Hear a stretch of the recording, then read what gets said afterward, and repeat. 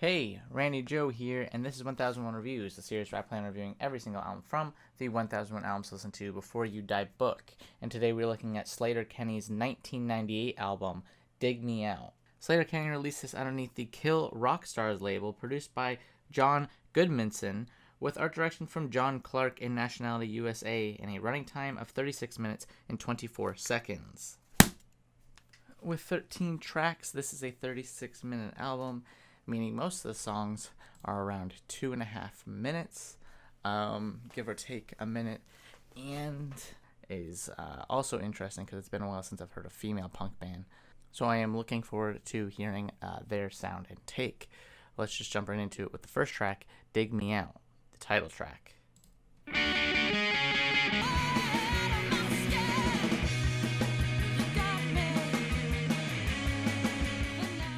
Not bad vocals, vocally hitting that punk sound. The guitar work is absolutely just bonkers on this thing. Extremely rough and visceral. Definitely sounds 90s. Wow.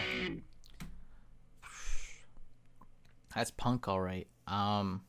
Just very visceral, very fast-paced, heavy, tempo. 2 minutes and 40 seconds long. It's very direct, very blunt, just the way punk should be. I'd give that one an 8. Good opener. Next, One More Hour, 3 minutes and 19 seconds, a bit longer.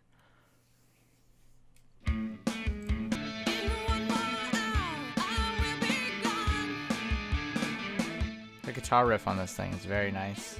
I love the vocalist here, the main vocalist here, who I believe is Corin Tucker. She does a fantastic job.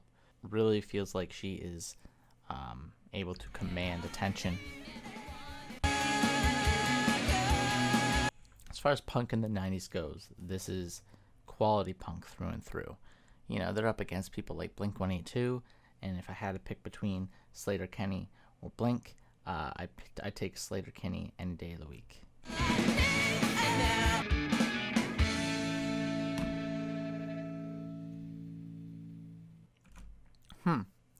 I'd give that one a 9.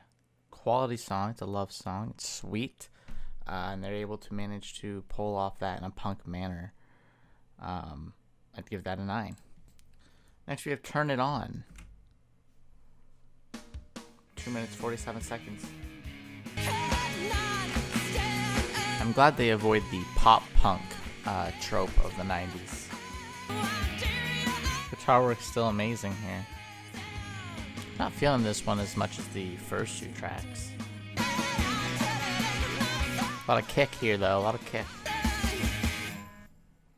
Okay. Didn't love that one as much as the previous track. I'd give that one a 7. It felt very repetitive, which with punk is kind of typical, but what was being repeated here was not engaging enough to warrant it. So I give that one a 7. Next is The Drama You've Been Craving. Right away with those guitars coming in strong and rough. Rough production, a key component of punk. Ooh. I like that. That's nice. Instrumentally, this track is very visceral, very diverse. The shifting tones is nice as well. At 2 minutes long, the structure of that song I like quite a bit. It does manage to shift quite a bit throughout this track in just 2 minutes, which is, really keeping things just constantly alive in such a short time span. But I'd give that a 8. Heart Factory is next. Another longer one. The drummer is playing off of a space heater in this one. They are using a space heater as an instrument. That's pretty fucking rad. No pun intended. Just very interesting to note that. Janet Weiss using a space heater. I would imagine that's a space heater there. It's very tinny, very rough, very punk. Her vocals are so like strong even when she's shouting here. Ooh, bit of a detour here. I like that. You gonna do it again? There it is again. Repeat the motive. That's a very nice passage there, showing off their riff ability. Oh, all coming together now. This is a fantastic track. Huh. Am I the 500,000th stream for that one? That's a great one. Great song. Maybe my favorite so far. I'm gonna give that one a 9. Little tidbits of information like the radiator, or the space heater rather, being used as an instrument, to me, make the track far more interesting as well. So that's a plus. And just the overall sort of style of that track was just very engaging. So a really good punk song. And now we're on to words and guitar. Ooh, I like her vocals here. Ooh, everything coming together in this part. That very rough guitar too is just still such a nice touch. Oh, beautiful. And to a sense of ease. Oh, going back into that soft passage. Keep in mind, the song is only 2 minutes and 20 seconds long, and it feels like it ping-pongs back and forth really nicely.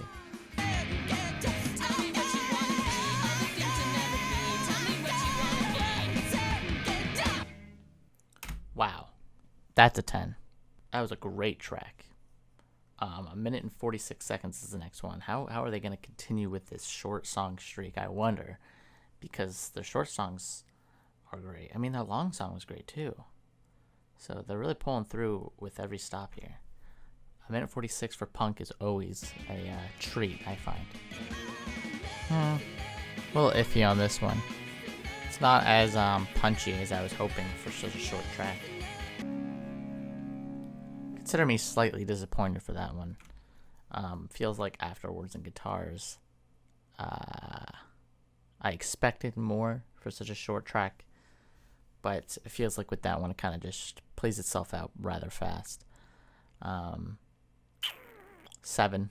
Little Babies is next. 2 minutes 23. Good chorus. All singing in unison's nice.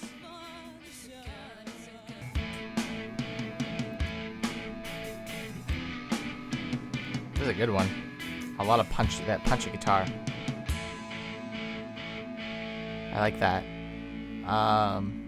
That's some good punk. That's some good pure punk right there. I'd give that one a solid 8. Not What You Want is next. Let's just jump into it. Not wasting any time here. Is it like a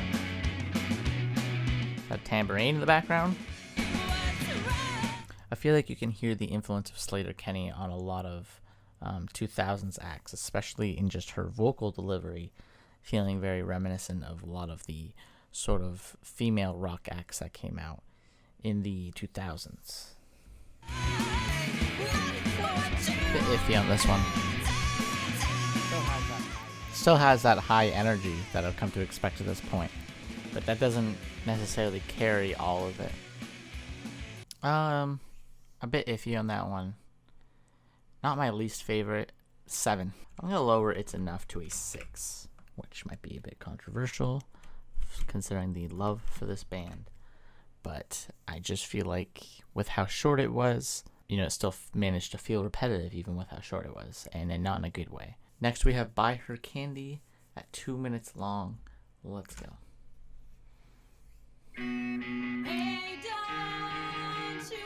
I like this. It's a different start from what I've come to expect. Not as visceral. They're riding it out a bit more. I like this one a bit more. It's a much slower tune. I've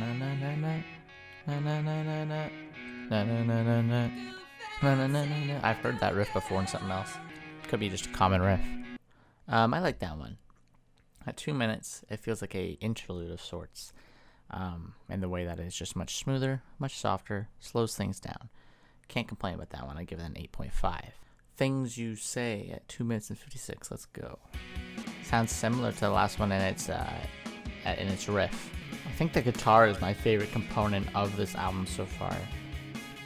Whoever is on guitar here, it could be Carrie Brownstein or Corn Tucker, but whoever's coming in, especially on the right channel, has a lot of, it's like a psychedelic almost approach to the guitar. It's very just drenched in a very warm and luscious tone, while at the same time being rough enough that it fits the punk aesthetic. It's very it's almost dreamlike. I really like the guitars on this whole album so far.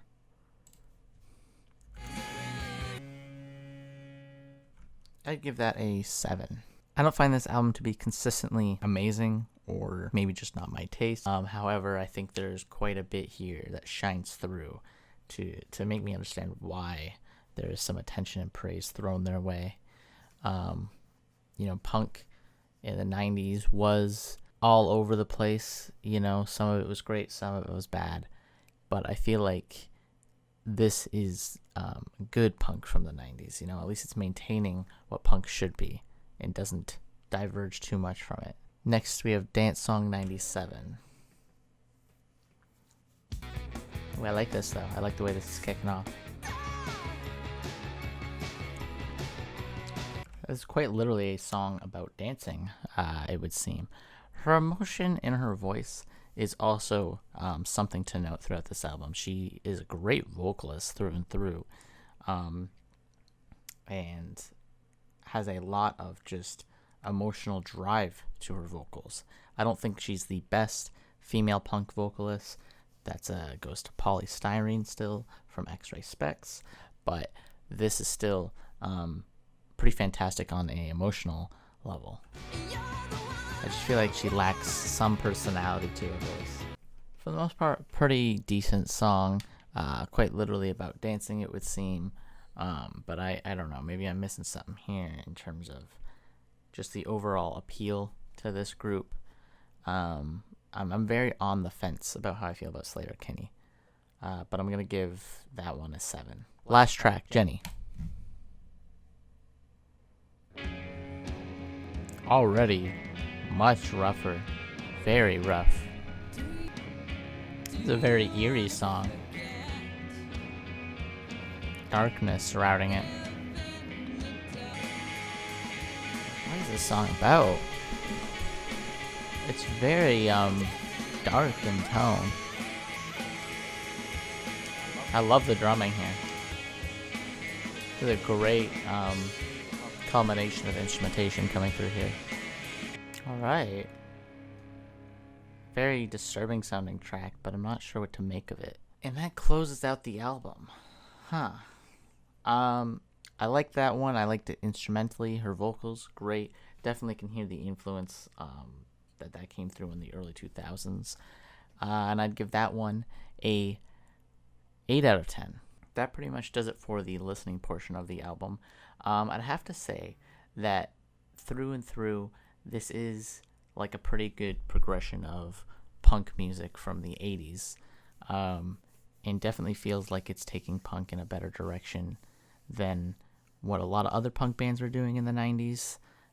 It avoids the pop punk trope, which kind of feels pretty bland and too radio focused, whereas this feels like it is the truest form of punk brought into the 90s and mixed with what the 90s scene was absorbed in.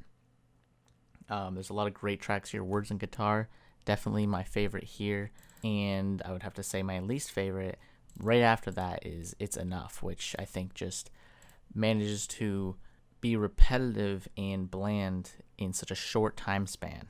But for the most part, this album Definitely feels influential when it comes to comparing to what would come later in the 2000s. I can hear the influence, especially in her vocal ability. A lot of artists in the 2000s feel like they're trying to emulate her sound and style, sometimes for better, sometimes for worse.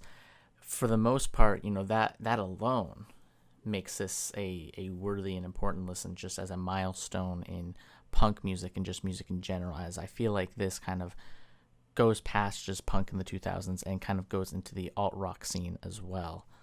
But for the most part, this album is pretty consistent. It's just that some of it definitely feels like it could have been left out for a shorter record, but a better one for it. It gets a soft rating of 7.9, and I will harden that rating to an 8 out of 10, and I will leave it at E for essential, simply for the fact that the influence is definitely there and definitely feels like a stepping stone in punk music. I don't know how often I'll listen to this because it's not necessarily my preference for punk music, but I can understand it's important in the genre. Anyways, that pretty much does it for this review. Let's go ahead and see what the next album we're listening to is in the 1000 albums to listen to before you die book. Google random number generator 1 to 1001, generate 364, which will be the album. 364 being Ramones' self-titled Ramones, which is like the birth of punk right there. One of the beginning pioneers of punk. So kind of just looping it back around now. And I'll review that in about 1 week from now.